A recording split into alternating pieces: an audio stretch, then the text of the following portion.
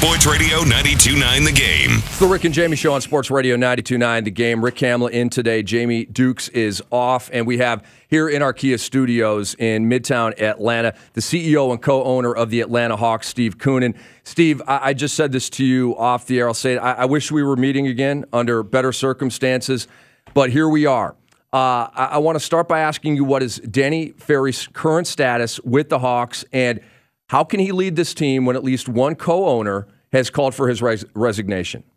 Well, Danny Ferry is the general manager of the Atlanta Hawks today because there was a process. And let me please explain that process to you. When Michael Guerin, whose letter came out last night, was raised, immediately the Guerins and the Levensons agreed that there would be an investigation. They agreed on a law firm, Alston & Bird. They agreed that it would be investigating Danny's comments that were made on the free agency call. Alston & Bird interviewed 19 people. They went through 24,000 documents. They went through every email that Danny Ferry's ever sent as an Atlanta Hawk. And they came with the conclusion that I got Sunday, when I was put into this position, and a recommendation for a punishment, which I took their advice and then far exceeded their advice as far as my punishment, which I've kept private. And I've kept private for one reason and one reason only. Some people will think it was far too harsh, and some people will think it wasn't harsh enough. There will never be agreement on that. And I felt the right thing to do was to go with the facts. And Mr. Guerin's letter is very powerful, but it was before the investigation was done. And they agreed to an investigation. And I'm looking at your desk, and I see there's a picture of Ray Rice and his wife. Right over there. Okay. So they did a judgment, and now the investigation, some new evidence has come out, and their judgment wasn't right. So I wasn't in a position to be making this decision prior to Mr. Levenson walking away and selling, and me being in this new position. And I asked Bernard Taylor, who is a civil rights icon in this town, African American, the lead at Alston & Bird on this piece, which everybody, again, agreed and thought it was an excellent idea. I was not in the meeting. I wasn't even under contract at the time with the Hawks when this happened. And I listened to what they said because they had done the work and they had done the full investigation. And so that's a decision I'm willing to live with. So we have Steve Koonin, co-owner and CEO of our Hawks, talking about the Bruce Levenson and Danny Ferry situation. You said that a punishment was recommended by this law firm after their investigation, and you exceeded the punishment that they recommended. What punishment did they recommend? I can't release that, Rick. That's not appropriate. That's not the way it's done. So I understand. Now, you said that you have not released what the internal punishment was because some people would think it's not enough. Some people would think it's too much. There are people in this town, Steve, who want Danny Ferry fired immediately for what he said. What's your reaction to that? I understand that emotion. I certainly understand that emotion. I know people who have said that to me. I've heard it. But if we sentence people based on what everybody wanted, we wouldn't have a justice system. We wouldn't have a justice system. So if somebody says you did all of this, nobody investigates, nobody checks the facts, nobody does the work because public opinion says this, well, I didn't have all the facts. The public didn't have all the facts. That's why you hire an investigator. That's why you go to Alston & Bird with a pristine reputation, has looked into employment issues at companies all over the world. That's why you find the most qualified people. And that's why you do this type of work. It's not done by popular opinion. I'm sure my decision is not popular. We've got Steve Koonin, CEO and co-owner of our Hawks. Now, through their investigation, did they find anything else, any other racially charged emails or anything else that Danny Ferry said in a negative light about African Americans or other groups, or was this the only instance that it happened? The situation where he recounted what a scout wrote, and we talked about this earlier in the show. Was there anything else, or was it just this? It was just this. Danny Ferry's been in the NBA for 20 plus years. He's been in 2 turns at the San Antonio Spurs, which I think are the world-class organization in the NBA. I have to trust the facts and the facts that I've been given. If there's something else that I'm not aware of, then I have, and I will, weigh all of that. I'm not going to listen to the evidence I want to hear because, quite candidly, I didn't think I'd be in this position and have to be doing this. But I have to be fair to the facts. And as of today, based on the facts and the recommendation I have, this is what I've decided. Steve, we really appreciate you joining us here. Steve Koonin is in our Kia studios here on Sports Radio 92.9 The Game. This is the Rick and Jamie Show. Rick Hamill in today. Jamie Dukes is off. Steve Koonin, of course, the CEO and co-owner of our Hawks, now representing our Hawks at Board of Governors meetings. And No, Rick. Is that incorrect? That is incorrect. Okay. I am acting as the responsible party for the entire organization, both sides, but there's not been any talk about Board of Governors, no governance, so that's not correct. Let's not do that. Okay, I understand. I'm glad you corrected me on that. Now, Steve, what is your message to the African-American fan base for our Atlanta Hawks and ticket holders who are outraged and ticked off about this whole situation? On Sunday, I sent an email to all our season ticket holders, our sponsors, our ambassadors, and told them that what I believe that it was, A, I was sorry, and B, I can't even fathom how something like this could happen and something like this could be done.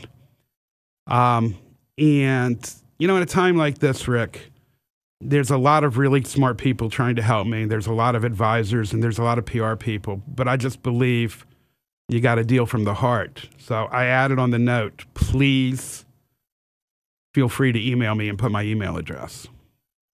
And I'm in the hundreds of emails received. And for the past 2 nights, and I'm not saying this because, I've done all this. I'm saying this because for the past 2 nights, I've stayed up virtually all night, and I wrote back every single one. And I asked them to give us a second chance. I said, if you want your money back, absolutely, I guarantee you a refund.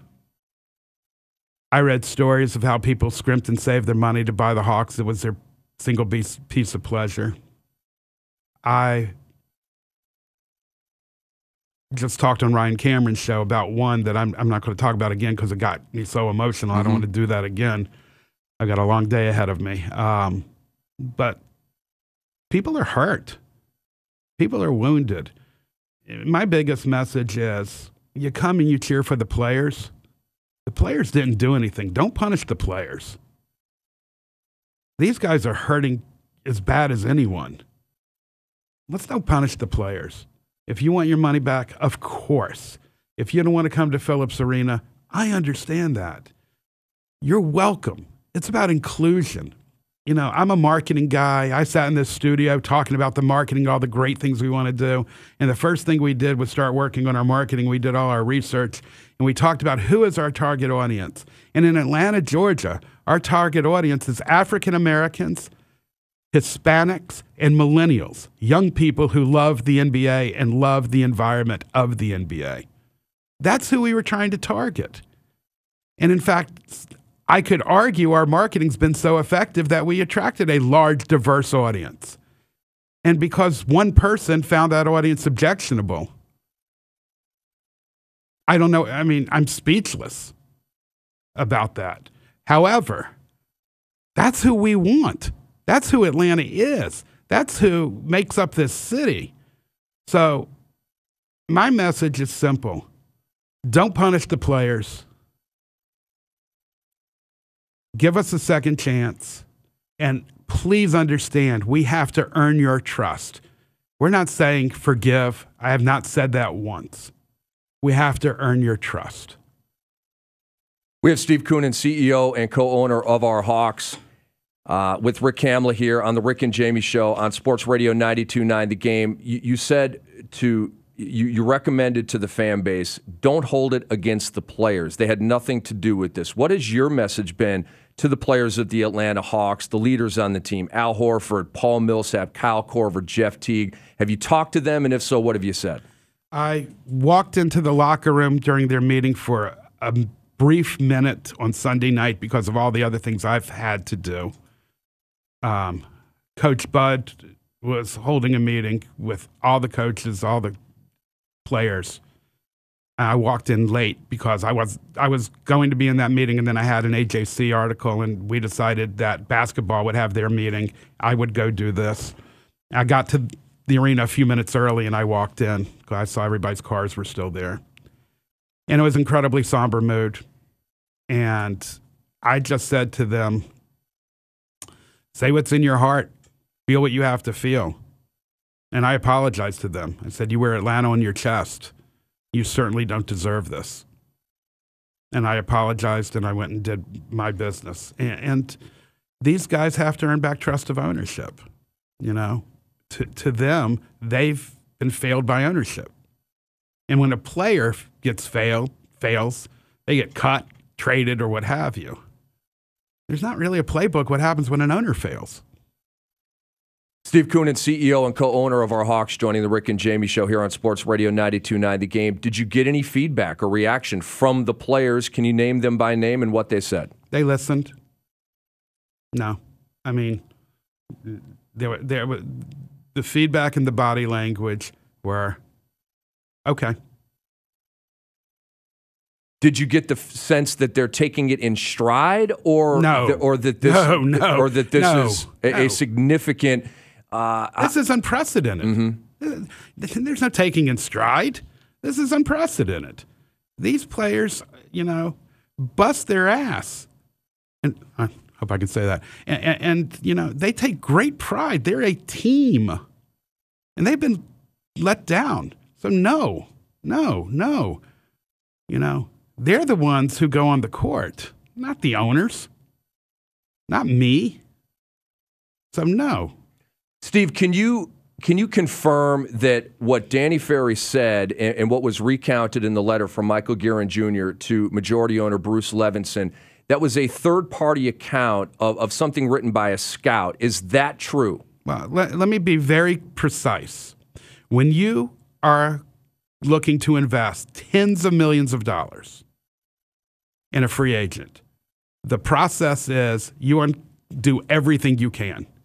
When you're talking to coaches, other players, barbers, friends, anything you can. And then from 20, 30 different reports, you assemble a profile. And this was in the profile. And Danny said it. It was in the profile. It also had a tremendous amount of other positive things. And something that I don't think has been said, Danny was an advocate to bring Luol Deng to the Hawks. That is a piece of business that my first time, I've never been privy to. I never knew that that's what happened, But sports is deeper than ESPN and sports talk radio. There is real work done. And when you make a long-term big commitment, that's why they do it. And so the assemblage of the information is happening in every NBA team, every NFL team, because it's a business piece. The way it was disseminated was a mistake, and an investigation said it was an isolated incident, and I punished as I thought was appropriate. Have you punished the scout? It wasn't a scout. Those were Danny's words? No. Meaning it was Danny's words were an assemblage. Somebody said that. It wasn't an Atlanta Hawks scout. I understand. What Danny said was a summation of all of the reports that he had gotten. So you cannot trace that exact quote that Danny said back to anybody. Essentially, Danny has ownership of what he said and what Michael Guerin wrote to that letter to Bruce Levenson. No, Those are Danny's words, right? No. Okay. Absolutely false. Okay? That's absolutely false, Rick. A report was written for Danny of all the findings. That was a quote that somebody said. Danny read that quote. I understand. So let's move on from that topic. Steve Koonin, CEO and co-owner of our Hawks here on Sports Radio 92.9 The Game. It's the Rick and Jamie Show. Jamie is off today. I want you to speak to the timing, if you could, because I know that when this letter was written, you were not under contract with the Atlanta Hawks. But I just want your take on, because I know a lot of people are confused about this. Michael Guerin Jr. writes this letter to Bruce Levenson, essentially calling out Danny Ferry and requesting his resignation in June. Why are we talking about this here in September? Why wasn't anything done about this, in your opinion, back in June or even in July? Rick, there was something done. When Bruce received the letter, there was an investigation that was launched within hours of that. He flew to Atlanta, he met with the Guerins, and they retained Alston and Bird. Investigations, again, are not done overnight. We just saw what the NFL did when they did an investigation and now the evidence. We let the investigation go. And remember something. This investigation found the Levenson emails. When the Levenson emails were found, the team reported that to the NBA, and another investigation was launched on Bruce's emails. And that investigation concluded with Bruce stepping down and putting the team up for sale. So the Minnesota Vikings, who had a difficult situation with a coach slurring gay athletes, was an 8-month investigation. Alston and Bird moved quickly. The NBA moved quickly. The speed of this in context and of being informed is stunning. So, no, nobody was going to say, this is somebody's opinion, here's the punishment. That's why you do an investigation. That's why trials take a long time, because there's work being done. And so we did the work that needed to be done to get to the bottom of this. And the casualty is unprecedented, an owner in sports. So it can't be glossed over. This cost a man his reputation and his team. So no, this investigation was done well. Steve Koonin, CEO and co-owner of our Atlanta Hawks, here on Sports Radio 92.9 The Game. You mentioned earlier in our interview, Steve, about trust and about ownership re-earning the trust of the players. How do you go about getting the trust back of the players and the fan base to once again be fully invested in these Hawks? That's the best question of the day. And there's no roadmap. There's no, when you look at the Clippers situation, the removal of the coach united the community and a new owner coming in. We've removed our owner. There's new management. We have a good team. And I'm hoping that people will forgive now that the facts are out. And there'll be a new owner of the Atlanta Hawks after there is a sales process.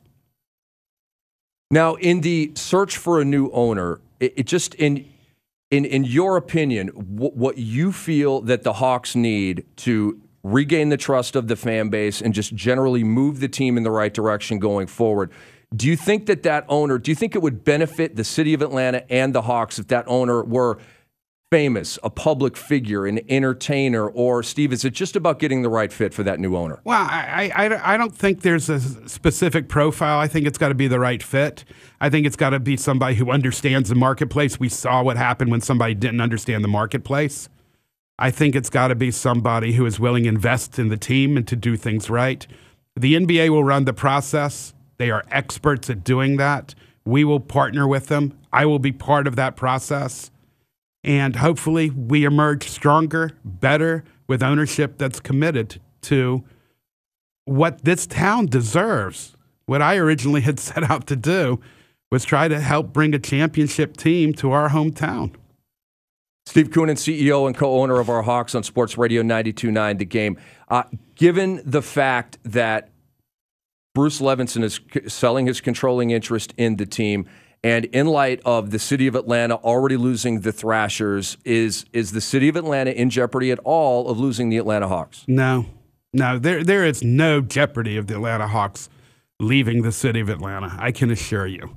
I've got 1,000 things I'm not certain about. Like I said, there's no handbook for something like this. There's one thing that I can say with certainty is the Atlanta Hawks will be the Atlanta Hawks.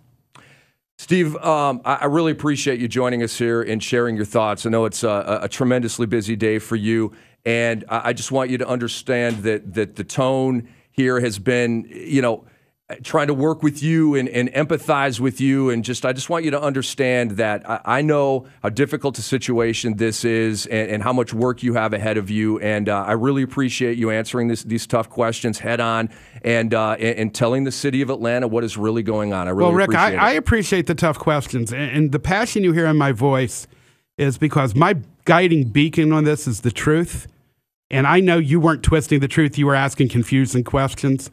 I wanted the truth to be on the record. And we've done that here today. Steve, thank you.